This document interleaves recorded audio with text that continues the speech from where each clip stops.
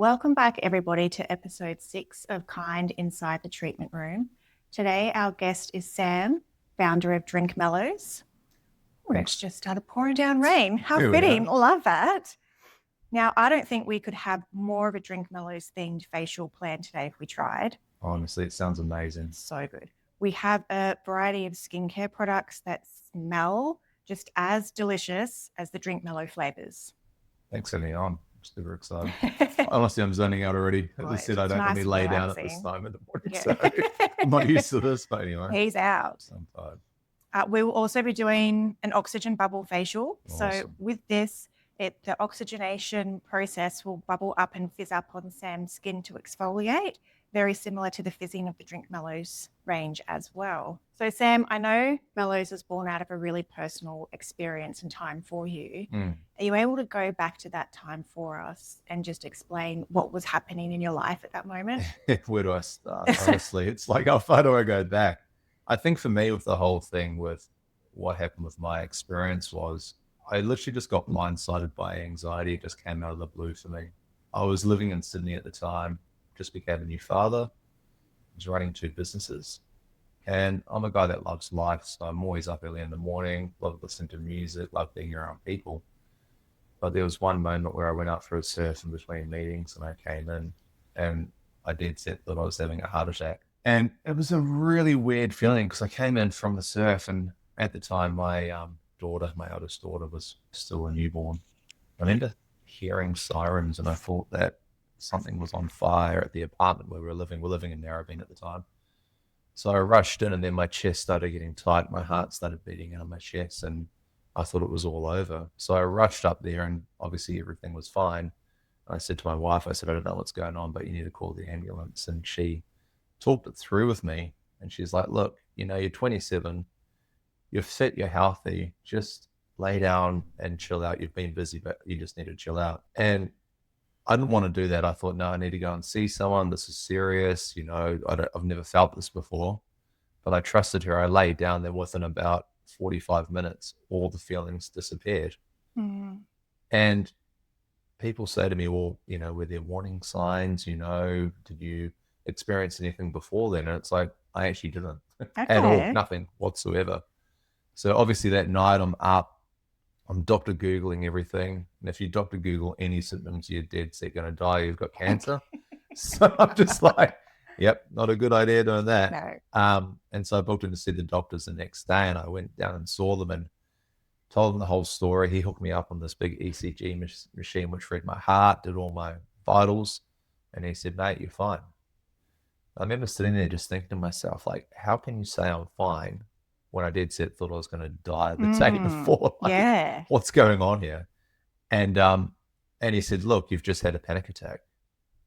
And I remember just thinking to myself, why would someone like me, who loves life, loves being around people, had an amazing wife, newborn, business was great, why would I have a panic attack? Yeah.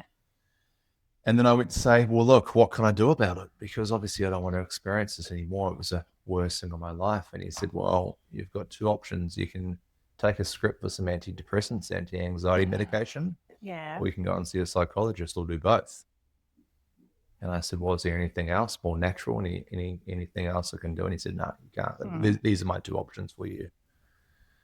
So I was sort of left there just thinking, well, like, if I go down the antidepressant route, right, I know it's going to turn off all feelings for me. So if I can't feel, then how am I going to heal this whole thing out? It's going to turn everything off and make it much harder. Yeah. So I thought, well, I'll go and see a psychologist. So being 27, booking in with a psychologist wasn't the easiest thing to do, Okay. And what were the hurdles? Well, you sort of feel like you're being judged in a way for being a bit crazy. You should have your shit together. Right. You know what I mean? Yeah, like, definitely. I was quite an independent person, was in business from a young age, always was a provider. And my whole philosophy is, if you decide to have a child with someone, you should be able to support them so they don't have to go to work, That was where I was brought up. Yeah. So sure enough, go and see a psychologist. And he was like an old dude, a bit of a Dr. Phil vibe. I was a dingy place in like DY, and I'm just like, what the fuck am I doing here? Like, come on. And I walked up to go and see him.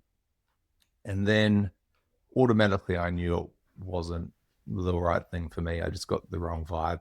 Okay. The vibe wasn't right. I thought that was just not right for me. But I still sat down, and he goes to ask me like 3 questions. And he's like, okay, what's your name? All good. Have you been addicted to drugs and alcohol before? And I said, no. And he goes, how's your relationship with your family? And I said, yeah, all good. You know, I love my mum and dad, you know, family's all around. And then he said, oh, have you ever been suicidal before? Straight off the bat.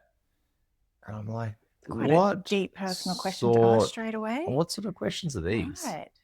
And then I felt like he's just reading from his book, and it's the same old shit like what the doctor was with the antidepressants, just, you know, doing what they've been told to do.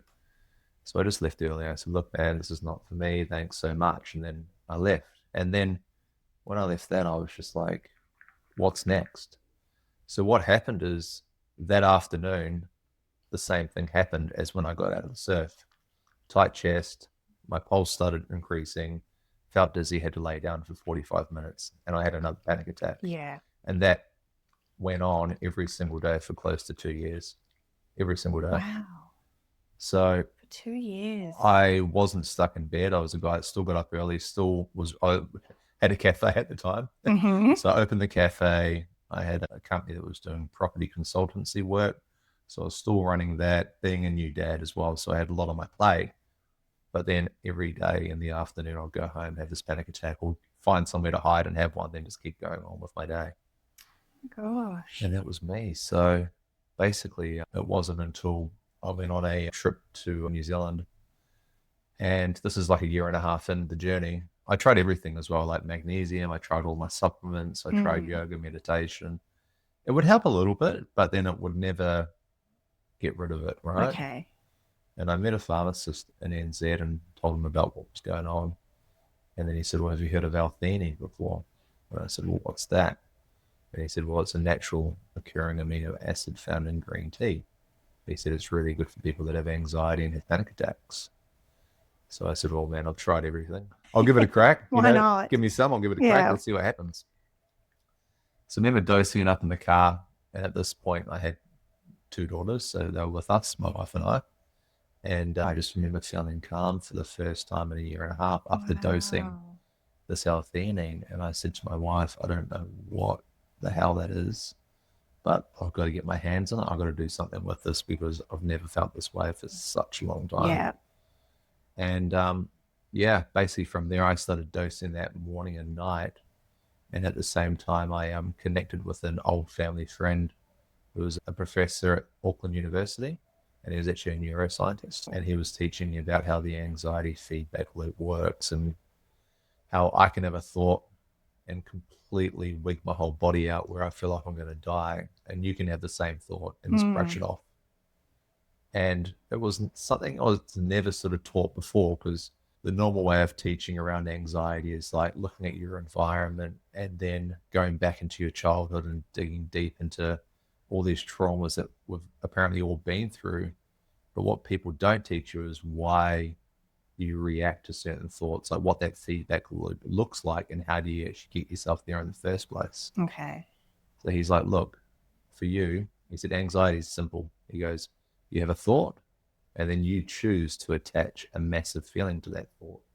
And that feeling's so big that it wigs you out and it gives you these reactions in your body that you deemed to be anxiety. He said the key is to understand why you connect such big feelings to these thoughts. And that comes back to a experience you've had in your life where you've associated some sort of trauma or some sort of bad association with something that's happened. My whole thing, you know what it was? It was health anxiety. That was my whole thing. Health anxiety. Okay. So I got health anxiety from a young age in high school. And can you explain to me what that is exactly? Health anxiety is basically when you feel like, say you find like a lump under your armpit or you have some sort of symptom, right? Your chest is tight or something like that. When you've got health anxiety, if you get a tight chest, you feel like you're having a heart attack and you're going to die from a heart attack. Or that lump under your armpit was cancer, you know? Like you go to the worst case scenario. Yeah. And for me, growing up, it happened quite early. And when I say quite early, sort of in my sort of couple of last years of high school. So this is sort of funny to say. I don't know if you want to include it, but I grew up with Jackass, right? Like that was the whole thing I grew up with, right? Never Jackass and all that sort of stuff. And we're in high school, right? And we started playing this stupid game called nutball, right? Where you throw a ball, you're in a circle and you throw a ball at each other's nuts, right? That was the whole game we played, just being silly teenagers. But then I don't know why I associated with that, but then I found a lump. I felt a lump on the side of my nutsack. No. And I thought, with this health anxiety, yep, that's me over. Right. So I booked in to go to the city to go and see an ultrasound specialist to ultrasound my nuts to see what was going on. There was some old lady, Saturday morning, I think I'm going to die. I'm like 17, and she's like, no, it's just a cyst. What have you done? And I said, oh, yeah, I've been trying to be like Jackass. Like this is how silly it sounds. Yeah. So normally when you're 17, like you're not really thinking that, are you? No. You're going out having fun, enjoying your life, Right. So I went in and out of that. And then after that, it would just disappear and I wouldn't think about it ever again. So that's sort of for me. And I went quite far back and I was sort of thinking to myself, well, why did I get myself to that point? And I've gone as far back as like asking my mum when I was born what that was like. And she said, well, I was born a month early. Apparently I had a chest infection, so they gave me a lumbar puncture when I was in an incubator where they drive a massive needle into your spine. And growing up, my mum was, I think, so worried about me from when I was first born that if something happened to me that I could die, that I think I was also taken to the doctors quite a bit growing up, just for little things that probably didn't need that sort of treatment. So I think having the fear around something happening to me wore off on me, and then it just got more and more and more. So my whole life wasn't like that, by the way, as well. It was just certain periods of my life. Yeah. But if I go back to that, and then when I was in high school, my mum got diagnosed with breast cancer. Oh, wow. And the thought of losing her then tipped my world upside down. I think that's really what just put this whole thing on steroids. Oh, as it would. She got through it, right? And she's still around today, fit and healthy. But the thought of losing her and her telling me that, and I remember just crying and just being so upset. I was 16, 17. Yeah. That tore everything apart for me. So if I connect the dots, it wasn't until I became a new father that all these underlying insecurities and underlying worries come to the surface. Because I know with my daughter, when she was born, she just meant the world to me. Yeah. You know, nothing else mattered. Business didn't matter, all that stuff. Nothing else matters but this little beautiful little child, you know? So that all came up, and I think that's what started this anxiety feedback loop for me, because unbeknown to me, being the so-called provider and seeing my dad provide growing up, and my dad was quite successful. He lost everything in the financial crisis, but he was quite successful before then. We had all the nice things growing up, and we had the resource to travel and all that. I think I placed a lot of additional strain on me to try and do the same thing, but at the same time, deciding to open a cafe, get up at 4 a.m. to open it up, probably having 4 or 5 coffees a day, having a newborn that doesn't like to sleep, this other property business just doing too much. That was then the environment, the perfect environment for this thing to show itself. Yeah. And that's how it happened. So I think we put so much pressure on ourselves as new parents. Massively. So much. And men, I find, almost sometimes more so than the woman, they have this internal need that they have to provide for their family. 100%. They need to make sure that their wife's okay or their partner is okay at home with the kid and has time to create a bond with the baby as well. So then you go off and do everything that you can to be able to provide for your family. But then you've got to come home, everything's crazy, there's a whole lot going on, and the nerves just tend to tick by so much. It's 100%. honestly crazy. And I think like when you, as a father as well, I'm always wanting to put everyone before me, just naturally as well. Yeah. That's what I love doing, that I love spending time with my family. It's the number one thing ever. And that's sort of why I do what I do, because time to me is the most precious thing in the world. Yeah. Yeah, money is important for sure, but time is the most important. So do you think it was more, it just sort of came about because you got a little bit scared as to what happens to my family if I'm not around?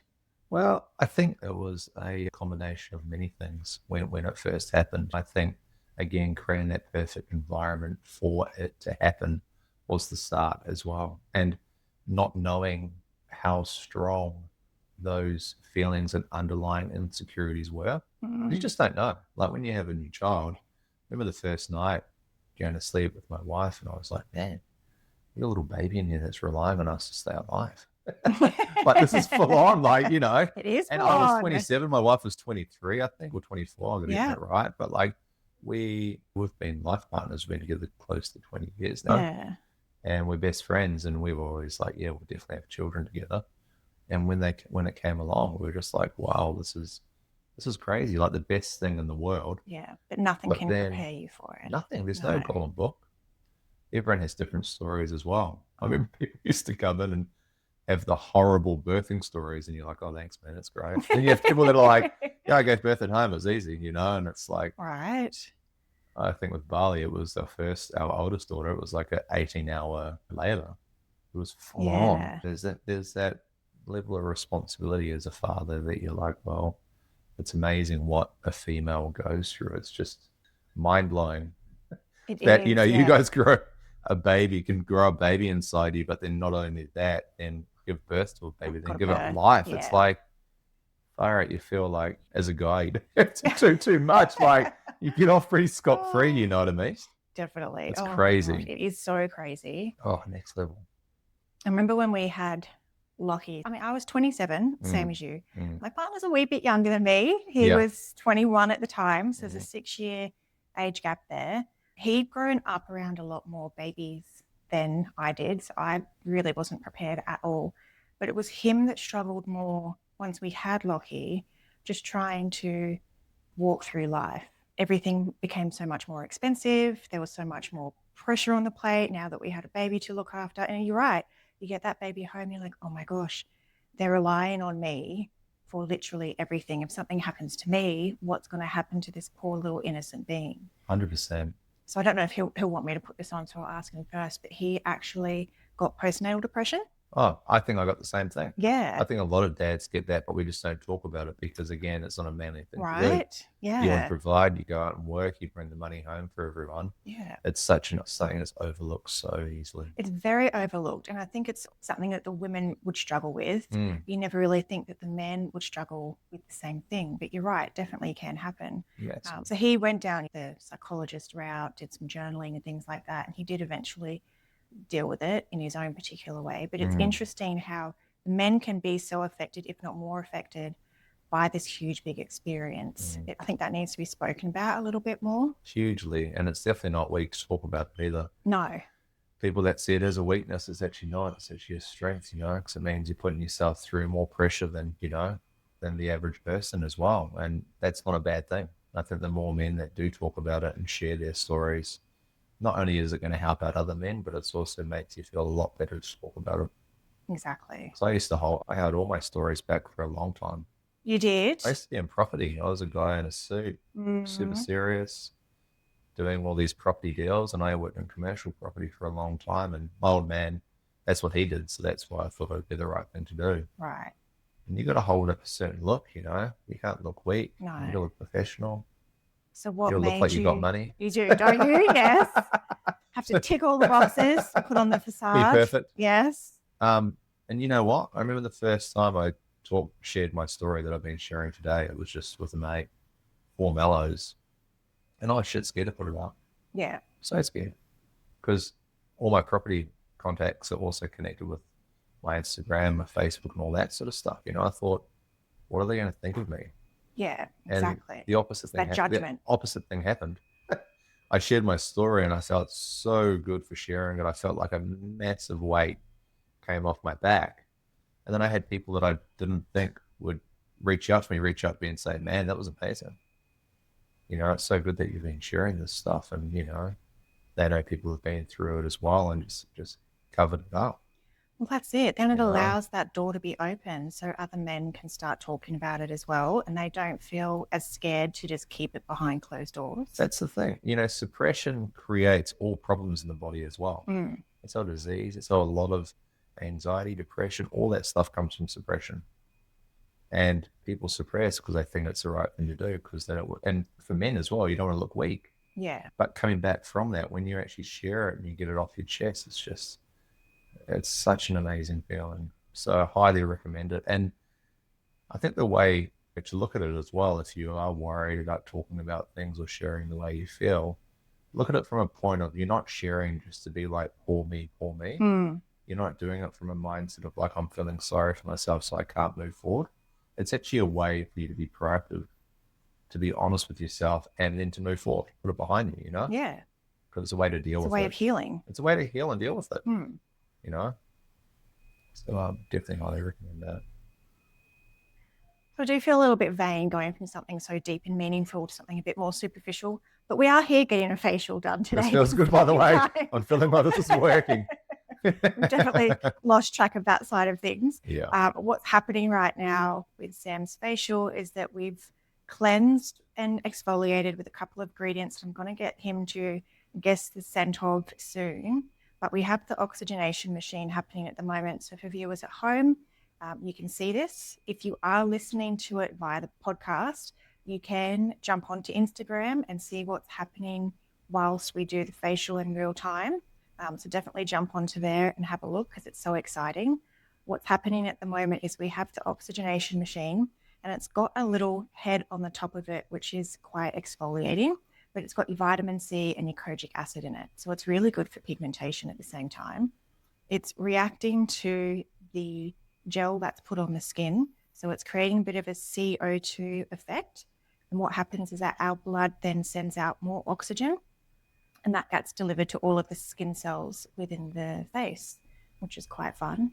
Feels amazing. You can't see what's going on here at the moment, so you'll have to watch the video as well. It's so much fun. My skin's going to be so soft after this. It'll feel baby soft. It's absolutely incredible. You did mention that L-Theanine comes from green tea leaves, as you said, but a lot of people don't know it is an amino acid. Yeah, okay. So with L-Theanine, there's two ways they make it. One's a synthesized way where they make it in the lab, which is a cheap way that's normally made from China. Then you get your more natural way where they pick the green tea leaves, they soak it in warm water, and then they extract the amino acid straight from the green tea leaves, which is normally done in Japan. And that's what we use in Mellows. So after they soak the green tea leaves, they extract out the amino acid and they dry it into a powder. And then what they do is to further increase how well it absorbs into the body, they add in a natural bacteria to ferment it, and they ferment it. Ooh. Makes it way more bioavailable. Right, okay. And the key thing with L-Theanine is it's a non-animal based, it has non-animal based proteins in it. Yes. Which means that the brain and the nervous system absolutely love it because they can absorb it way faster. Exactly.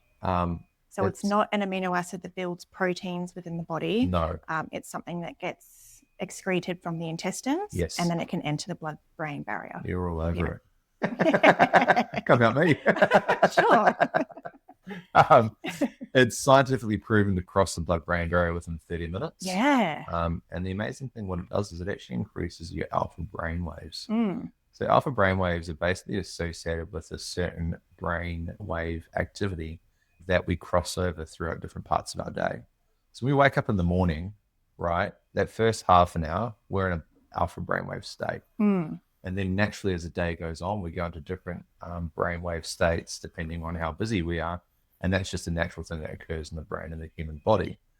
So it's a bit like when you go to the beach, right? And it's a summer's day, it's nice and warm, and you're feeling relaxed. You're relaxing your body, and in turn, you're going back into an alpha brainwave state.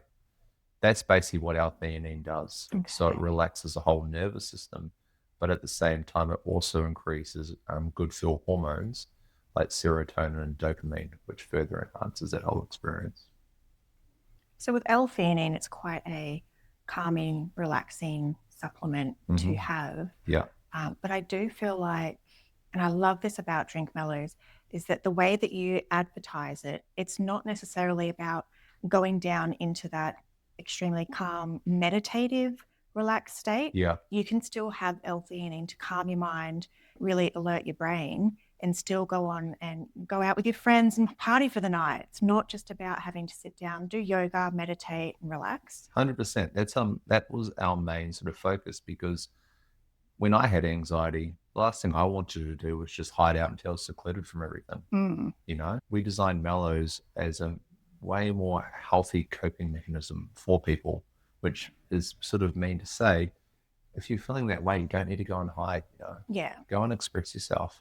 Go and listen to music. Go and to a rave. express yourself. That's the biggest thing. No, seriously, like don't hide away. Yeah. And that's why we design Mellows like that. And that's the beauty about L-Theanine. By doing what it does to the brain and the body, it doesn't send you off into a sleep. So it's different.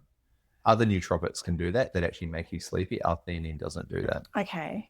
And again, that's why people love it. Because you can drink it whenever. Wake up in the morning after a gym session and you're pumped and you're a bit too pumped, have a Mellows. You want to bring yourself back down, have a Mellows. If you need to get some paperwork done or you admin, it's an admin day and you want to focus, have Mellows. It can help you focus. You know, it's a great thing. A lot of uni students have it for study. Okay. If you're going out, you don't want to drink and you don't want to be like, hey, you're having a kombucha or a pineapple juice. Feel like a weirdo, have a Mellows. It's going to make you feel better as well. If you get any sort of anxiety in any situation, that's where Mellows helps out as well, whether it's social anxiety. Well, social anxiety, it's so prominent as well. A lot of people just avoid going out altogether because it just sets them off. And people are like, oh, does it really work? I'm like, you know what? I was one of those people as well.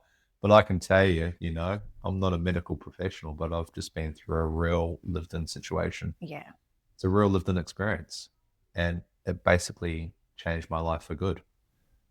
Because wellness doesn't have to be, and it does work for some. I am one of those people. Wellness for me is about calm, relaxing, yoga, meditation, out in the garden, just, you know, being my grandma self. 100%. But a lot of people don't do wellness or don't implement it into their life because they think that's all that it's about. Yeah, I think they get the different sort of view on the whole thing. Like, again, for me to relax and help my stress, I'm going to have to do an hour of meditation every day and just zone right out. But it's like, I'm actually not going to look at my day-to-day. Yeah. Because if you look at your day-to-day and you go, well, I get up real early, which is a strain on the nervous system. Yeah. I start my day while I'm thinking about a million things in bed, another strain on my nervous system. Maybe I have a coffee first thing before breakfast, strain on my nervous system. I then go to a HIIT class and go hard out in the gym because it's healthy for me, strain on the nervous system. I then come back and I'm working hard out and I'm going to make the money, strain on my nervous system. And then I'm going to go out in the weekend because I want to relax and drink and go hard, strain on my nervous system. Right. It's just like, it's all those small things that we can look at day to day. You know, Mellows is never going to be a cure, but it just opens up the conversation and it's a stepping stone to help look after your nervous system and rebuild that. And that was the biggest thing for me. It's just opening my eyes. And I think like the transition from the property guy into doing Mellows is just a side gig. And then Mellows taking off where it's been my full-time thing now for close to a year and a half. How incredible is that? I just got to express myself and could feel like I can be myself. How did it feel when you first manufactured your first can? Like holding that in your hand going, this is my baby, essentially. It was crazy. Because when we first came up with the idea, we were looking at doing all sorts of things. I was like, okay, I'm going to do a spray, right? So a rescue spray, like a rescue anxiety spray. And I was like, nah, it doesn't feel right. Too medical. And then we sat down, we're like, well, why don't we just do a drink? Why don't we do something that's accessible that people can have every day? Yeah. And it's not too expensive. So people can buy it more than once, you know, versus spray, which could be like $40 or $50. It's like they can buy every day. And why don't we make it colorful, you know, to show people like you can express yourself and basically celebrate life. Yeah. It took quite a while though. We started with one design, it wasn't right, the team wasn't right. So we put that on ice for another year and another year went on and then we found the right team and then it just felt right. And remember the first production, and the first production, it was just like, wow, we've done it. This is great. It's been definitely a roller coaster ride. You'll learn so much. Since launching Mellows, how has your relationship with anxiety and panic attacks differed? So it's super interesting because since working through my anxiety when I was having my panic attacks every single day, that's going back, you know, close to 11 years now. Since getting through that hurdle, I had a completely different relationship with myself. And as time has gone on, and especially since having Mellows and working in Mellows full time, I've gotten to know myself on such a deeper level.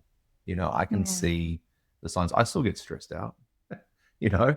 As everyone I'll still get does. high level anxiety here and there. Yeah. Everyone does, because it's a natural human emotion. Exactly. But the way I see it now is I don't see it as a big, bad, evil anxiety, and I don't associate myself by having anxiety. It's not going to debilitate you. It doesn't. No. Because anxiety is a natural human emotion. Yeah. It's like feeling love, feeling anger. You're just feeling anxious. So once I made that correlation, I was like, why do I feel a bit stressed today? Oh, because I've done a million and one things. Yeah, there we are. This is normal. Just like what I said before, it's now I understand how that works and how the feedback loop works. I then just set my day up differently. So, for instance, you know, a couple of years ago, I went Ayurvedic, right? And I lived an Ayurvedic lifestyle where I basically went vegetarian, 95% vegetarian. I would make sure I start every morning with, you know, hot water, ginger, lemon.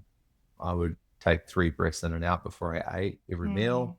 I had a lot of ghee in my diet, and I just did it because I thought it would be a good thing to try. You know, I was busy starting Mellows, things were busy, and I just got a recommendation. Didn't do it for anything else. And as a result of transitioning into that, but then I think also transitioning out of my property work as well, I dropped 25 kgs of body weight. Wow. 25 kgs. That's ridiculous. Were you overweight beforehand, if you don't mind? Well, no, yeah, I was. Yeah. No, because I got myself into this lifestyle, and it was just like busy with property, not really putting myself first, doing everything, but things just weren't in balance. I didn't see it. I remember my dad coming over and going, geez, mate, you need to lose a bit of weight. And I was like, you're an asshole. Like, fuck you, man. You're an asshole. And he's like, geez, you're a bit big, mate. Yeah. And I was like, what do you mean? And then now I look back on those photos and I was like, holy shit. I don't even recognize myself. Because growing up, I kept busy. You know, I used to ride motorbikes, I'd skate, I'd surf. We were always busy. Yeah. So after going through that completely changed everything. I felt back to myself, and now I'm back into, you know, just eating organic, clean meat and all that sort of stuff. But I felt like, something has just passed through me. I don't know. I can't even work out what it is. But I think as a result, it's like I now understand myself on a much deeper level and all aspects of how stress can manifest. And I catch things early. Again, it's not like no one's ever anxiety free. I still feel anxious, but it's like I definitely know how to manage my day-to-day a lot better. You can talk to that part of your brain. I like to think of it as a second person. Oh, it is. Like we've all got that chatter, right? We've all got that voice in our head. Yeah. But I just say to it, you know, we're not doing this today. You're not in grave danger. You're thinking of all the what ifs and what could happen. So let's just put a lid on it. That voice can be such a dick sometimes. Such a dick. Honestly. And it's just like, that voice is actually not you, by the way. No. That voice is created by your current situation, your current environment. You change an environment, change what you do, the voice changes. Exactly. If anyone's going through anything at the moment as well, anything at all, it's either myself or my wife are behind our Instagram or on our emails. So if anyone wants to reach out, they want just to talk about anything they're going through, I'm always here to help as well. That was my number one thing. If I can just help inspire or help anyone going through anything that I went through, I'm more than available whenever. So just reach out to you via the Drink Mellows Instagram Yeah, just page. Instagram. It's just drink.mellows, or you can just email me hello@mellows.com.au. But I just love helping people as well. So that's beautiful. I feel like there's not really too many obvious places to turn to ask for help. There's nowhere. It's the place that gets people so trumped is where to start. Well, that's the hardest thing is like you go to your family first, but if your family don't understand it, that makes it even worse. Yeah. And then you go to your partner, and sometimes, you know, like with my wife, I cannot believe how she stuck by my side through thick and thin. No, like seriously, like, it was the hardest time. And her being a new mother as well, like I felt terrible her going through that, you know. But sometimes your partner, it's hard for them to understand it as well. So I think I knew when I was going through the worst part of my life and my time with anxiety, when I met someone who went through it, who's been through it, the amount of connection and healing that can be done so easily without this whole go and talk to a medical professional and like, you know, like make it so like official. Yeah. It was amazing. So yeah, I'm always available. Peer-to-peer connection. 100%, just be real. You know? We're almost at the end of the facial treatment. So good. Thank you again, honestly. That's all right. Absolutely my pleasure. We're going to have a few fun little questions, some that have come through Instagram. But we're not all about relaxation. We do want to have a little bit of fun while we're here at the same time. Let's do it. All right. Quick fire questions. Describe each flavor in 3 words. Each flavor in 3 words? Each flavor. So you got your watermelon and lychee. Watermelon lychee is like just fruity. It's so full of flavor. Yep. Fruity, bubbly, full of flavor for sure. Raspberry lime. It's like old school nostalgia, going to the movies, driving movie. So sweet as well, but it's just so well balanced. More than 3 words. I know. See, I talk too much. Come on, give me 10 words. Peach ginger. Peach and ginger. That's like being pretty much on like a holiday to an island, and it is again the ginger balances out that peach sweetness. I'm saying too much. Okay, let's move to the next one. I got me the last one. And the last one is pineapple and lime. That's it. That is like being in Jamaica having pina coladas. It's so sweet and rounded and delicious. But again, acidity balances out so well. That's my favorite. Excellent. Yeah. If you could collab with any celebrity or brand to create a limited edition Mellow, oh, what a question! Who would it be? Oh, you know what? I think you've stumped me. Who would I? A celebrity or a business? Yeah.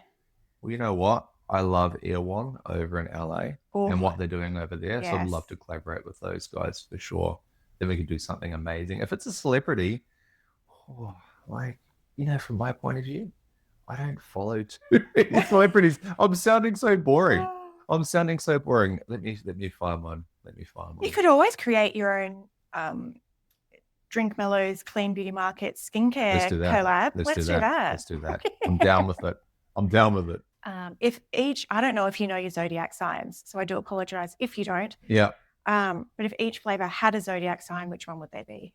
Zodiac signs. You just step me tough. No, we can cut that out. I'll give you star signs. I'll do star signs. Yeah, it's the same thing. Look at this. I'm so into it. Okay, well, I'm going to say pineapple and lime's Leo for sure, because I know that. Yeah. I'm going to say peach and ginger's Aquarius. Okay. Raspberry. I'm going to say Gemini for raspberry. Okay. And then what would watermelon be? I think watermelon would be Cancer. Okay. I do actually agree with all of that. See, I know that. I'm still trying to think about that celebrity. You got me stumbled here. That's all right. Come back to me. Who would it be? Anyway, we'll come back. So we're going to do Guess That Scent. All right. Okay. So these are going to be a few different skincare ranges that we have here. I want you to be able to tell me what sort of scent that you smell here. So take a few inhalations. They do coincide, but it makes it easier with some of the flavors of Mellows. Is that peach? No. Let's try again. Give me another smell. It is quite sweet and fruity, very juicy. It's a sweeter fruit. Yeah. Is it pineapple? Terrible at this game. Melon. Oh, come on. I had a coffee before. Shit you not. Okay, melon. It's melon. So it's at the Body Deli Melon Foaming Cleanser, that one is. It's melon. This one will be easy. It's putting pressure on me now. That's peach. No, raspberry. That's berry. Yes, got it. I knew that one. What made you swap from peach to raspberry? No. Peach on the brain. My brain wasn't sending the signals right. Got it. Easy. I don't know if you're going to be able to guess this other one. It's only too late. So just a guess at a pineapple or raspberry. No, pineapple and peach. Pineapple and peach. Yeah, there we are. Is that pineapple? Yes. Yes, I knew it. We got there. Got that one. Last one's peach. We don't have a peach. Oh. I would love to have a facial cleanser that smelled like peach. That would be delicious. That'd be nice. But again, appreciate you inviting me on here as well. Thank you so much. It's such a nice facial and I feel so relaxed. It's been so good to chat to you and just have a bit of an insight as to what brought the brand to life. Definitely. 100%. Thanks, Cam.